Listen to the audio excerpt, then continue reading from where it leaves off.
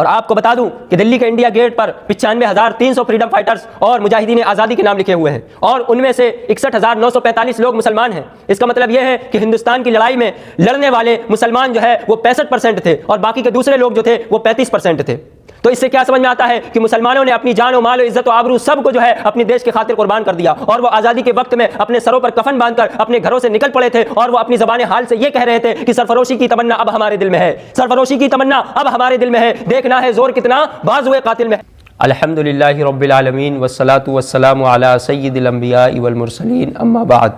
میرے بھائیوں، ہندوستان کو انگریزوں کی غلامی کے تقریباً 150 سال ہو چکے ہیں،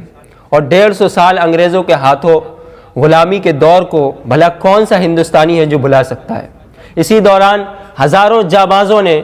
اپنی جان کی قربانی دی اپنے دیش کی خاطر، اپنے وطن کے خاطر، اور اس جنگ آزادی میں تمام لوگوں کا، تمام ہندوستانیوں کا ایک اہم رول رہا ہے۔ تمام مذاہب کے لوگ اس میں شامل تھے، لیکن تاریخ کے پنوں کو جب ہم پلٹتے ہیں، تاریخ کے پنوں کو جب ہم دیکھتے ہیں تو مسلمانوں کی ایک الگ ہی پہچان نظر آتی ہے، مسلمانوں کی ایک الگ ہی قائدانہ رول نظر آتا ہے۔ میرے بھائیوں، مسلمانوں کے خون سے ہندوستان کی ہسٹری اور ہندوستان کی تاریخ لکھی گئی ہے۔ پاپولیشن کے حساب سے مسلمان بھلے ہی کم ہوں، لیکن انہوں نے آزادی کی لڑائی میں بڑھ چڑھ کر حصہ لیا، اور حصہ ہی نہیں لیا بلکہ اپنی جانوں کو قربان کر دیا، اپنے آپ کو جیل کی سلاخوں کے پیچھے ڈال دیا، اپنے آپ کو کالے پانی کی سزاؤں میں ڈال دیا، لیکن اپنے وطن کے اوپر، اپنے دیش کے اوپر، اپنے ملک کے اوپر ایک چھوٹی سی آنچ تک نہیں آنے دی۔ اور یہ میں نہیں کہہ رہا، بلکہ ایک ہندو مشہور اینکر جو ہے خوشنود سنگھ نے کہا تھا، تبھی تو بسمل جی نے کہا تھا کہ اے شہید ملک و ملت، اے شہید ملک و ملت میں تیرے اوپر نثار،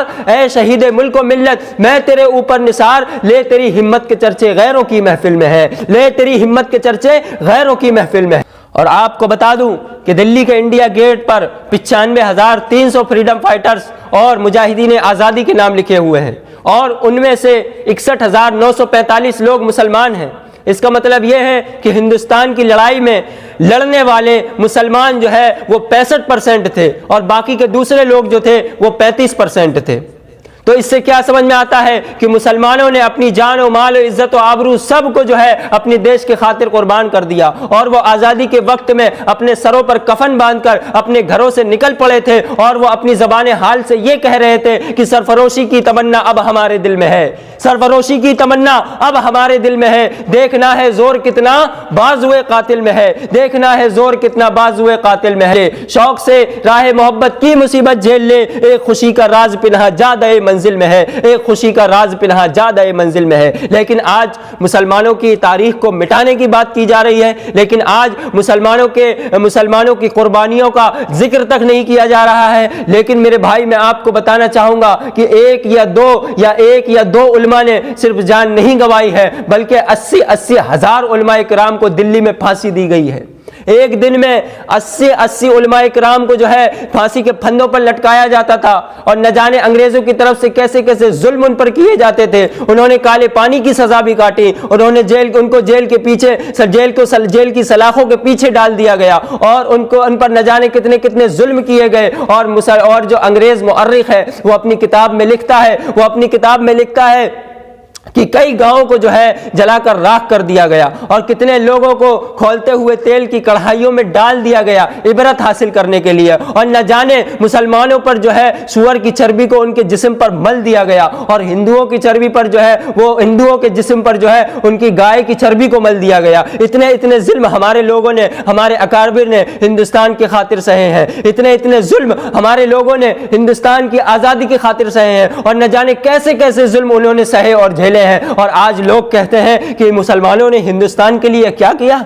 آج لوگ کہتے ہیں کہ مسلمانوں نے ہندوستان کے لیے کچھ نہیں کیا۔ میں ان لوگوں سے کہنا چاہوں گا کہ جب تم انگریزوں کے پیر دبا کر سو جایا کرتے تھے، جب تمہارے ذہن و خیال میں آزادی کی سوچ تک نہیں تھی، اس وقت انگریزوں کے خلاف جہاد کا پہلا فتویٰ دینے والے علامہ فضل حق خیر آبادی کوئی اور نہیں بلکہ مسلمان تھے، اور انقلاب زندہ باد کا نعرہ دینے والے حضرت موہانی جی کوئی اور نہیں بلکہ مسلمان تھے۔ اور جو ترنگا آج 15 اگست پہ لہرایا جاتا ہے، جو ترنگا آج 15 اگست میں سڑکوں پر لہرایا جاتا ہے، اس ترنگے کو بنانے والی، اس ترنگے کو روپ دینے والی طیب سریا جی کوئی اور نہیں بلکہ مسلمان تھیں۔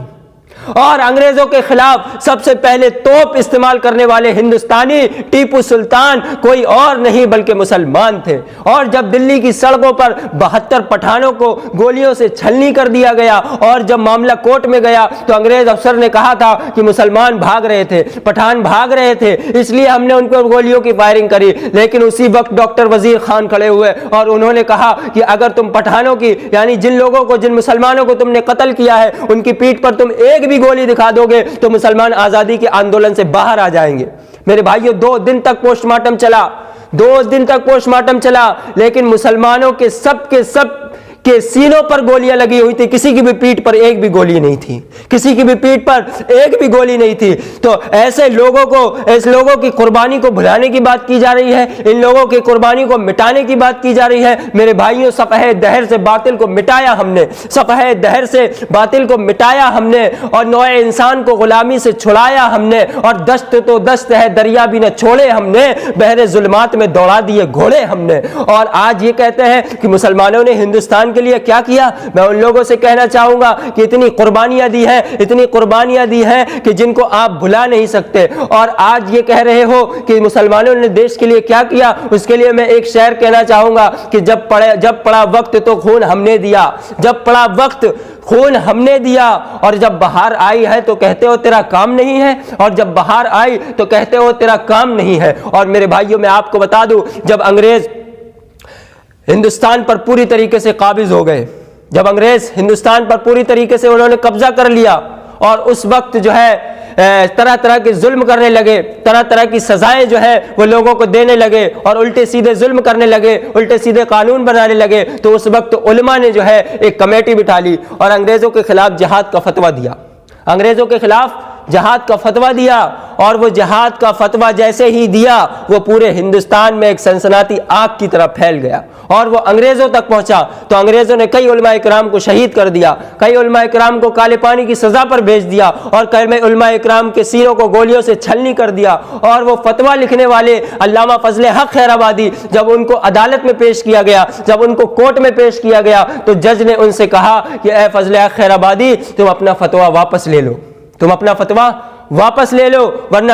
تم کو بھی پھانسی دے دی جائے گی۔ تو علامہ فضل حق خیر آبادی نے کہا کہ اے انگریزوں کے جج سن لے، ہم اپنی آزادی کو ہرگز مٹا سکتے نہیں، ہم اپنی آزادی کو ہرگز مٹا سکتے نہیں، سر کٹا سکتے ہیں لیکن سر جھکا سکتے نہیں، سر کٹا سکتے ہیں لیکن سر جھکا سکتے نہیں۔ میرے بھائیوں، میں سلام پیش کرنا چاہوں گا علامہ فضل حق خیر آبادی کے جذبے کو، میں سلام پیش کرنا چاہوں گا علامہ فضل حق خیر آبادی کے جذبہ حریت کو، کہ انہوں نے اپنی جان کو گلے لگا لیا لیکن اپنا فتویٰ واپس نہیں لیا، اپنے دیش کے اوپر ایک چھوٹی سی آنچ بھی نہیں آنے دی۔ تبھی تو میں کہتا ہوں کہ صفحہ دہر سے باطل کو مٹایا ہم نے، صفحہ دہر سے انگریزوں کو مٹایا ہم نے، نوع انسان کو آزادی سے، نوع انسان کو غلامی سے چھڑایا ہم نے، اور دشت تو دشت ہے دریا بھی نہ چھوڑے ہم نے، بحر ظلمات میں دوڑا دیے گھوڑے ہم نے، بحر ظلمات میں دوڑا دیے گھوڑے ہم نے۔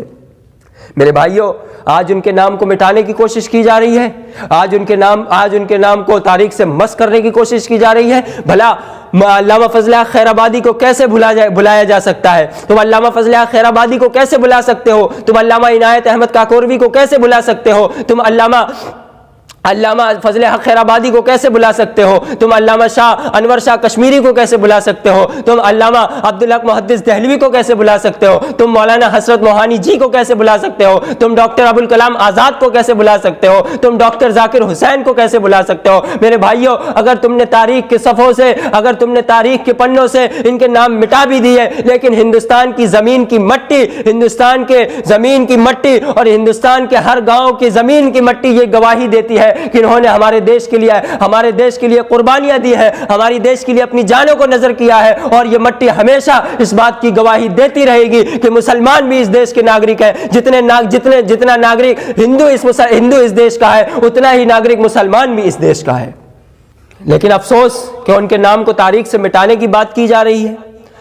حالانکہ ہونا تو یہ چاہیے تھا کہ ان لوگوں کے نام سے ہاسپٹلز، اسکولز اور سڑکیں اور وغیرہ دو چیزیں بنائی جاتی، تاکہ ان کا نام جو ہے وہ ہمیشہ زندہ و جاوید رہتا اور وہ ان کا نام ہمیشہ جو ہے وہ لوگوں کے دلوں میں زندہ رہتا. لیکن ایسا کرنے کی بجائے تم سڑکوں کو ان کے نام سے سڑکیں بنانے کی بجائے الٹا ان کے نام ہی کو تاریخ سے مٹا دینا چاہتے ہو. تو میں ان لوگوں سے کہنا چاہوں گا کہ جتنا حق تمہارا ہندوستان پر ہے اتنا ہی حق ہمارا بھی ہندوستان پر ہے. اگر تم نے ہندوستان کے لیے خون دیا ہے تو ہم نے بھی ہندوستان کے لیے لہو دیا ہے. اگر تم پھانسی کے پھندے پر چڑھے ہو تو ہم بھی پھانسی کے پھندے پر چڑھے ہیں. اگر تم نے کالے پانی کی سزا کاٹی ہے تو ہم نے بھی کالے پانی کی سزا کاٹی ہے. اگر تم نے اپنے سینوں پر گولیاں کھائی ہیں تو ہم نے بھی اپنے سینوں پر گولیاں کھائی. اور میں اس لیے کہنا چاہوں گا کہ جتنا حق تمہارا ہندوستان پر ہے اتنا ہی حق ہمارا بھی ہندوستان پر ہے. اور میں بس اس شعر کے ساتھ اپنی بات ختم کرنا چاہوں گا کہ سبھی کا خون ہے شامل یہاں کی مٹی میں, سبھی کا خون ہے شامل یہاں کی مٹی میں, کسی کے باپ کا ہندوستان تھوڑی ہے.